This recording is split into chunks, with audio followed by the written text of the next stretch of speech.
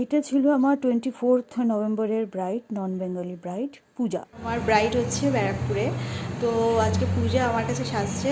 পূজা, বল তোর কেমন ধরনের লুক? আগেও ভালো লেগেছিল, আমার দিদির বিয়ের টাইমেও আমি বলেছিলাম কি দিদির মেকআপটা খুব ভালো, তাই জন্য আবার দিদিকেই ডেকেছি আমরা। অনেক কেউই করাচ্ছে আমাদের বাড়িতে, তো তাই জন্য আপনারা দেখতেই পারেন কি ধরনের মেকআপ চাইছিস সেটা আমাকে। আমি একটু সিম্পলের মধ্যেই চাইছি, হালকা গোল্ডেন গোল্ডেন একটু আইজ যেরকম দেখিয়েছি আমি ওরকম টাইপের।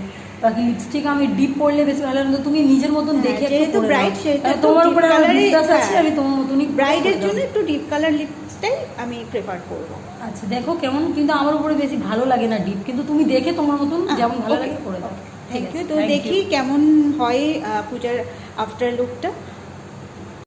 যে তোমরা যারা বলো না যে আমরা মেকআপ আর্টিস্টরা আটা ময়দা ইউজ করি মুখে, তা হ্যাঁ অনেকেই আছে যারা ডাবল লেয়ার দিয়ে মোটা করে মেকআপটা বেসটা বসায়। তো আমি চেষ্টা করি যতটা কম লেয়ার দিয়ে মেকআপটা বসানো যায়। তাতে কি হয় বলো তো, যারা ব্রাইড আছে তারা যখন যজ্ঞের সামনে বসে তখন কিন্তু একটা তাপে ক্রিমে একটা টেক্সচার চলে আসে, অ্যান্ড হচ্ছে একটা ক্র্যাক লাইন পড়ে অনেক সময় হাসলে।